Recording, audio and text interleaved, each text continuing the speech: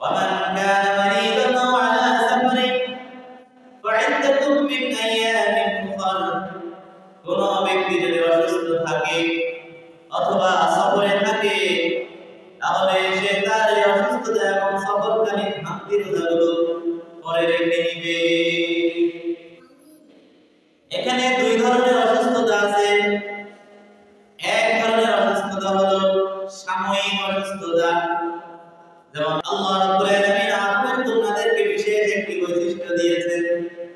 এটির কারণে এটি চলাকালীন সময়ে তাদের রোজা রাখতে হয় না, কিন্তু তারা কিছুদিন পরে 3 দিন 5 দিন 7 দিন পরে আবার তারা সুস্থ হয়ে যাবে।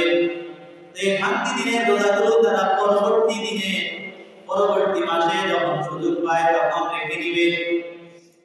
আবার মনে করেন কোন ব্যক্তি সফরে গিয়েছে, ঢাকা, সিলেট, বিভিন্ন কারণে হয়তো ব্যবসায়িক কারণে, পারিবারিক কারণে, যে কোনো কারণে সফরে গিয়েছে। ওই সফরে যাওয়ার কারণে রোজা রাখা তার পক্ষে সম্ভব হয়নি, তার জন্য ছাড় আছে। সে সফরকালীন হামদি রোজাগুলো পরে যে কোনো সময় রেখে দিবে। এটা হলো এক ধরনের সমস্যা, সাময়িক সমস্যা, অসুস্থতা কিংবা সফর। আরেক ক্ষেত্রের অসুস্থতা হলো এমন অসুস্থ যার সুস্থ হওয়ার কোনো লক্ষণ নেই।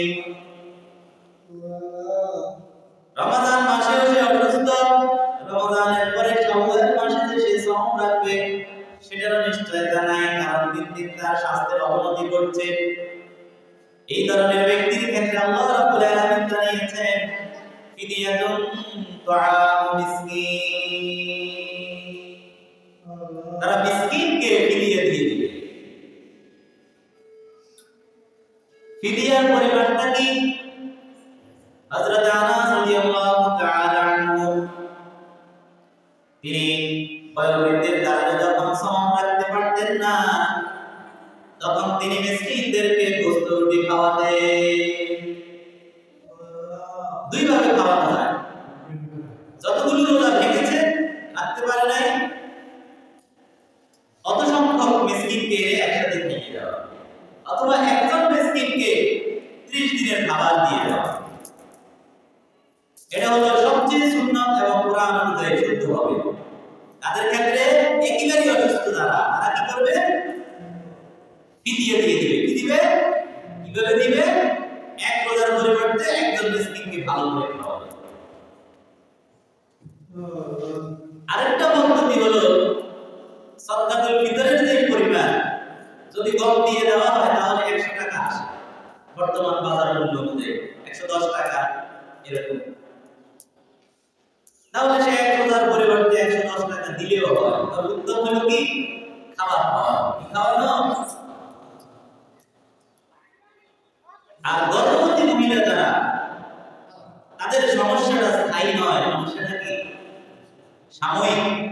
তারা এখন ভাঙবে, যে মা বাচ্চাকে দুধ পান করায় সেই মাও ভাঙতে পারবে, কিন্তু এগুলি তারা পরবর্তীতে আদায় করতে হবে।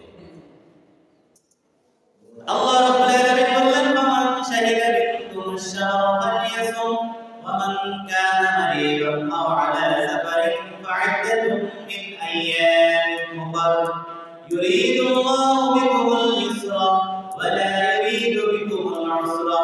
আল্লাহ বলেন, আল্লাহ চান তোমাদের জন্য সহজতা, তিনি তোমাদের জন্য বিধানগুলোকে সহজ করে দিতে চান, তিনি তোমাদের জন্য কঠোরতা চান না।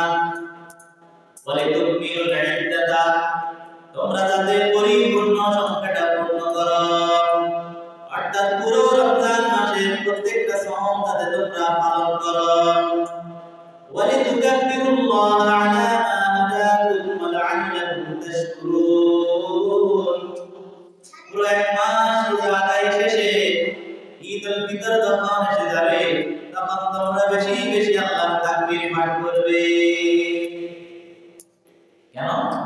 এই যে আল্লাহ রাব্বুল আলামিন তোমাদেরকে এত সুন্দর করে রমজানের বিধিবিধানগুলো বুঝিয়ে বুঝিয়ে দিলেন, এত সুন্দর করে এই ইবাদতের পথ দেখিয়ে দিলেন, এজন্য তোমরা সব সময় আল্লাহর তাকবীর ঘোষণা করবে। আল্লাহু আকবার, আল্লাহু আকবার, লা